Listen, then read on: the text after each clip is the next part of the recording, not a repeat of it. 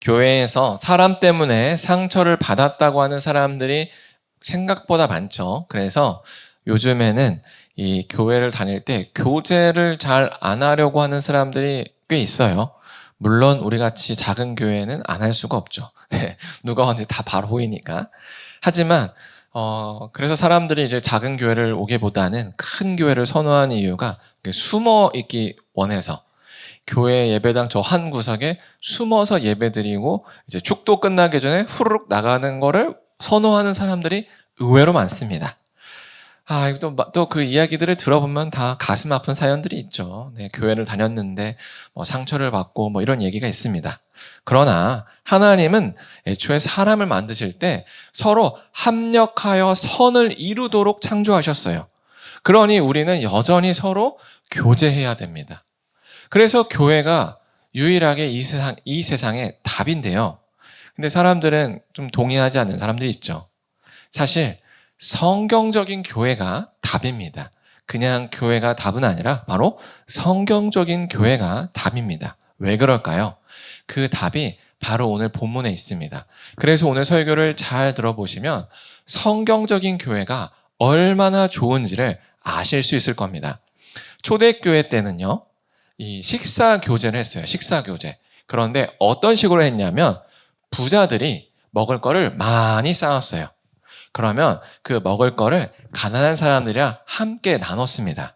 그래서 초대교회 때 이 식사는요, 일종의 구제 사역이었어요. 알겠죠? 그래서 부자들이 좀 형편이 있는 사람들이 다른 사람들 거 많이 쌓아서 그걸 교회에서 나누는 게 그게 이제 일종의 구제 사역이었어요. 그런데 고린도 교회는요, 이거를 잘 하지 않았어요. 어떻게 했냐면 고린도 교회는 역시나 부자들이 먹을 걸 쌓아옵니다. 그리고요, 먼저 자기들끼리 후루룩 다 먹어요. 그러면 가난한 사람들은 상대적으로 늦게 옵니다. 왜일까요? 가난한 사람들은 대부분 노동자예요. 그래서 부자들보다 일을 오래 해야 교회에 올 수가 있었던 거죠. 그러다 보니까 예배당에 딱 오면 어때요? 음식 냄새만 나요. 근데 음식은 없죠. 그리고 배가 이제 꼬르륵 한 상태로 이제 예배를 같이 참여를 하는 거예요. 그런데 문제는 뭐냐? 그 당시에 교회는 이제 오면 성찬식을 했어요. 성찬식. 그래서 이렇게 부자와 가난한 자, 남자, 여자 이렇게 둘러 앉아서 이건 예수님의 몸입니다. 그리고 우리는 한 가족입니다 하면서 이렇게 떡을 떼고 잔을 돌려 마셨어요. 근데 이제 부자가 이제 이것은 예수님의 몸입니다 하는데 이제 방금 밥을 많이 먹어서 꺽 하면서 죄송합니다 이러면서 딱 주는 거예요. 근데 가난한 사람들은 밥 먹었어요? 못 먹었어요? 못 먹었죠. 그러니까 얼마나 속이 상하겠어요.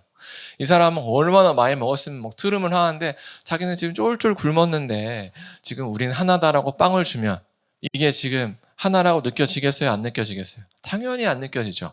속에서 열불이 날 겁니다. 뭐? 하나? 웃기고 있네. 이게 지금 고린도 교회의 상황이에요. 그래서 서로 파당을 지어가지고 싸울 수밖에 없었겠죠. 지금 이런 상황이면 싸웁니다. 그래서 바울이 뭐라고 했냐면 오늘 본문 20절처럼 얘기했어요. 그런즉 너희가 함께 모여서 주의 만찬을 먹을 수 없대요.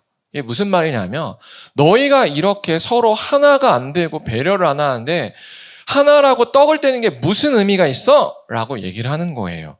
그래서 바울이 21절부터 22절까지 그들의 잘못이 무엇인지 강하게 책망합니다. 어떤 사람은 배가 고프대요. 어떤 사람은 취했대요. 이미 와가지고 포도주 마시고 이러니까 취한 거죠. 먼저 갔다 와서 가지고 왔다는 거예요. 누가 먼저 하세요? 부자들이 먼저 그랬다는 거예요. 그래서 그 부자들에게 22절에 이렇게 책망하죠. 야, 너희 먹고 마실 집이 없어?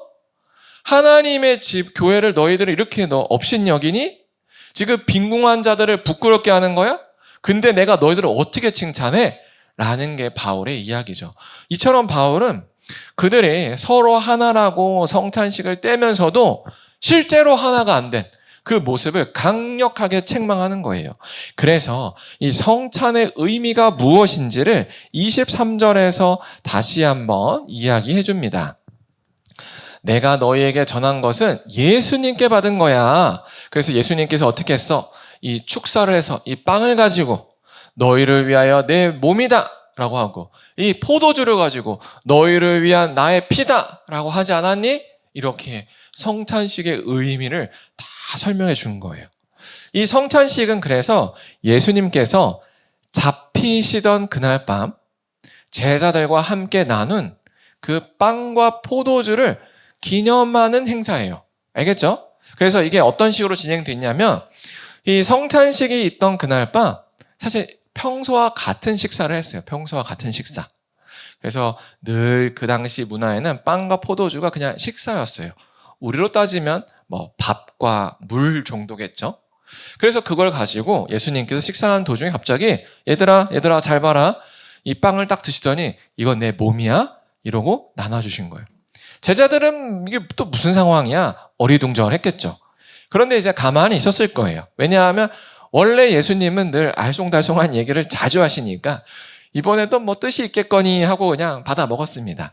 받아 먹고 나니까 갑자기 예수님이 또 부르세요. 얘들아 이 포도주를 봐라. 이건 내가 너희를 위하여 흘린 피야. 이건 이제부터 너희와 나와 새 언약을 맺는 피야. 이걸 받아 마셔라. 또 이건 뭔 소리야? 하지만 뭐 시켰으니까 또 이렇게 둘러 받아 마셨습니다. 그랬더니 갑자기 이렇게 식사하는 도중에 누가 벌떡 일어나더니 후루룩 나가요. 누구였을까요? 가롯 유다예요. 예수님을 팔려고 후루룩 나가요. 그럼 제자들이 쟤는 또 왜 저래? 이상하다 생각했을 거예요. 그러더니 예수님이 갑자기 일어나서 야, 나 기도하러 가야겠다. 베드로, 야고보, 요한 따라와. 이렇게 하신 거예요. 이제 남아있는 사람들은 이게 무슨 상황인지 모르니까 베드로 형님 수고하세요. 그러면서 요한아 형님들 잘 좀 돌봐라. 오늘 고생 좀 하겠다. 밤도 늦었는데 기도하러 가고 불쌍하네. 이러고 있었을 겁니다. 그렇게 해서 예수님이 이렇게 겟세마네 동산에 올라가서 기도를 하고 베드로, 야고보, 요한한테 얘들아 이제 나를 위하여 기도해 주라. 그래서 아멘입니다 예수님 해놓고 이제 어떻게 해요? 바로 자요. 하고 자요. 예수님은 어떻게 해야 되나? 저것들은 어떻게 해야 되나?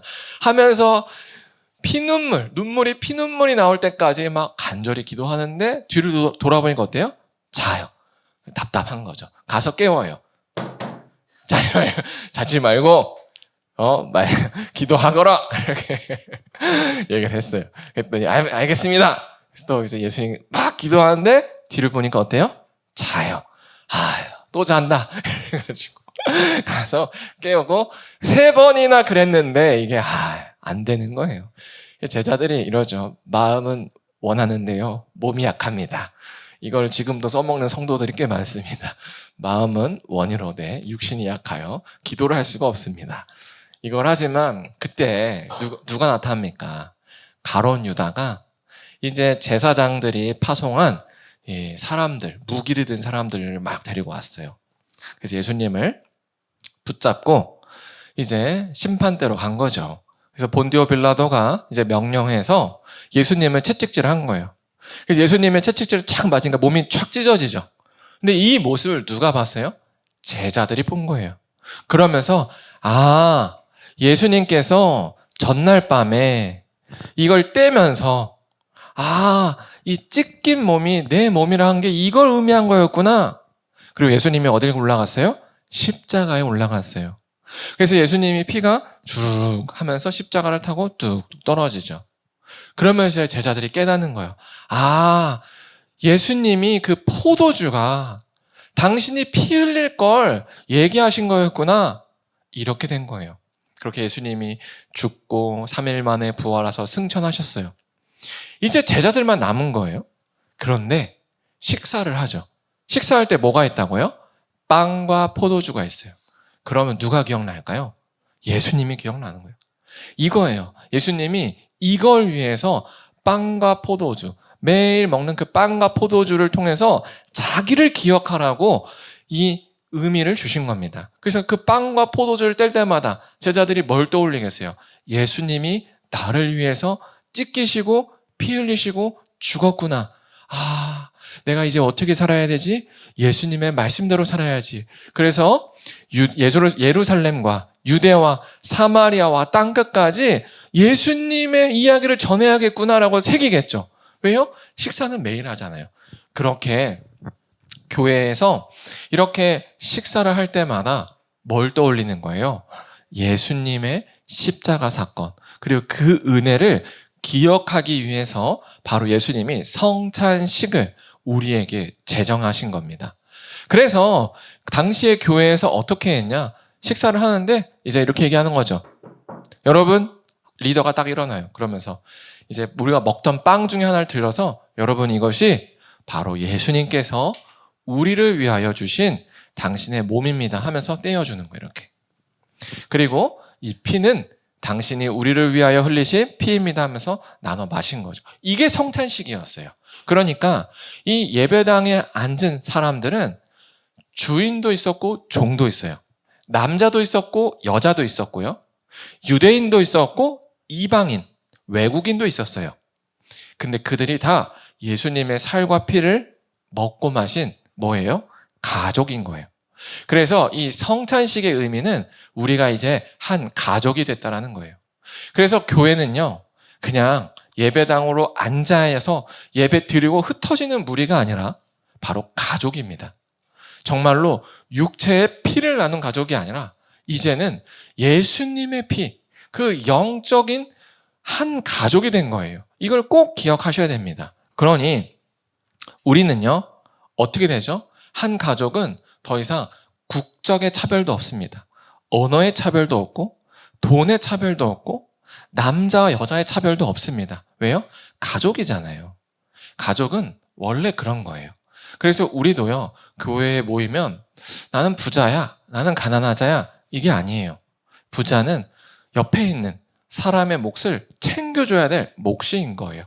우리가 남들보다 더 많은 걸 가졌다면 갖지 못한 사람을 챙겨줘야 될 당연한 모습으로 이 자리로 부름받았다는 겁니다. 그게 바로 예수님이 우리를 한 가족으로 묶으신 이유예요.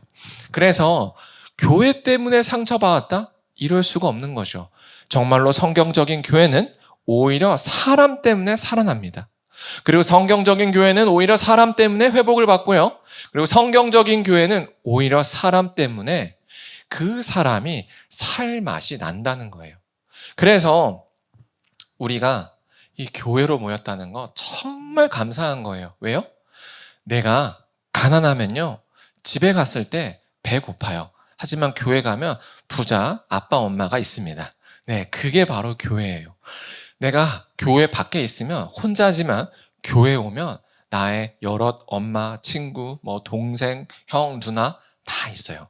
그래서 교회에서 남자에게 형제님, 여자에게 자매님 하는 게 어떻게 보면 우리나라의 입장에서 보면 낯설고 어색한 용어지만 그냥 실제 우리나라 언어로 차용해서 보면 교회에서 불러야 될 호칭은 형, 동생, 누나, 언니, 오빠, 엄마, 아빠, 고모, 삼촌이에요.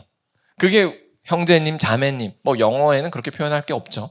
그래서 다 그런 식으로 표현하는 게 교회에 왔을 때 우리가 묶여있는 이유다라는 겁니다. 그런데 고린도 교회는 그렇지 않았다는 거죠. 이 의미가 있는데도 불구하고 이걸 다 부셨어요. 그래서 서로 차별했어요. 부자가 가난한 자를 완전히 무시한 거예요. 그러다 보니까 어떻게 돼요? 바울이 화가 날 수밖에 없는 거죠. 이런 의미가 있는데 고린도 교회에서 부자들이 어떻게 했냐? 그래서 바울이 뭐라 했냐? 27절에서 이렇게 얘기했습니다. 그러므로 누구든지 주의 떡이나 잔을 합당하지 않게 먹고 마시는 자. 뭘 얘기해요? 가난한 자를 배려하지 않는 자들. 이런 식으로 가난한 자를 배려하지 않고 한 가족으로 여기지 않는 사람이 예수님의 그 빵과 포도주를 먹으면 뭐래요? 죄를 짓는 거래요. 빵과 포도주를 나누는 게 가족이라는 의미인데 그걸 나누면서도 야, 난 쟤랑 다르지.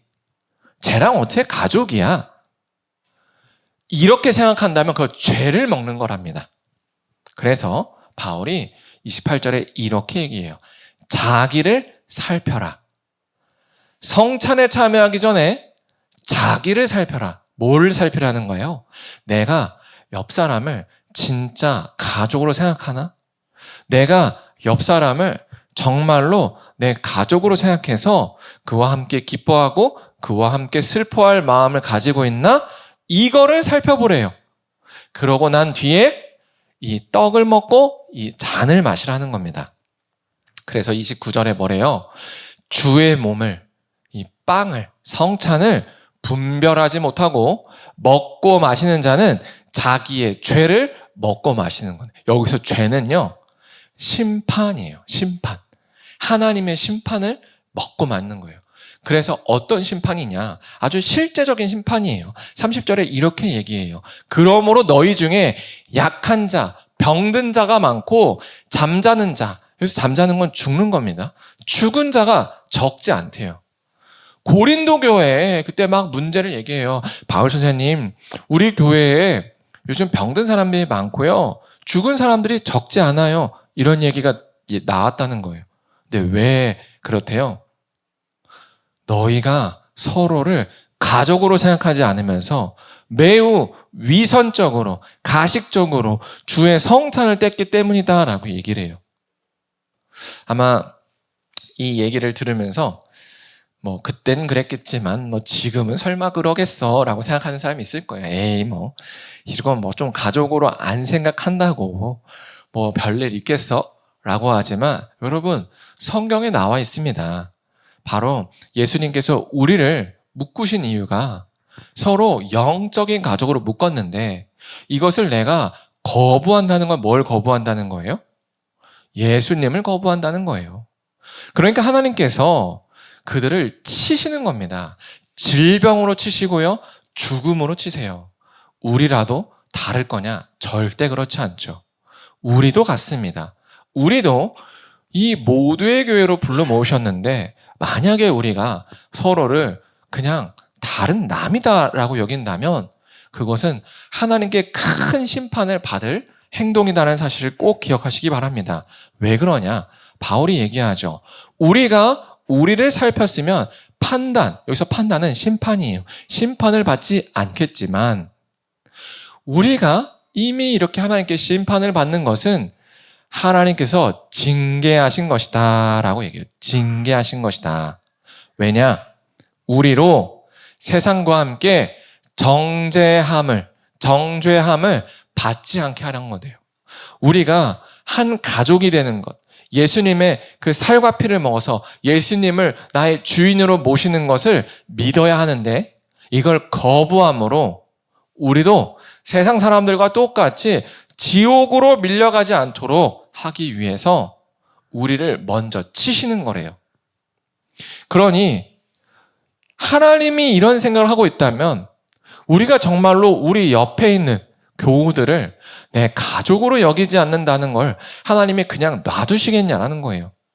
나 혼자 잘 먹고 잘 살지, 혹은 내 육적인 가족만 챙기면 되지 라고 할 때 하나님이 그냥 놔두시겠냐는 거예요. 절대 아니라는 거죠. 왜요? 우리를 위해서래요. 우리를 위해서. 우리가 세상과 함께 정죄를 받아서 지옥으로 떠밀려가지 않도록 하나님께서 절대 그렇게 놔두시지 않는다는 겁니다. 그래서 우리도 이런 하나님의 경고 앞에 각성해야 됩니다.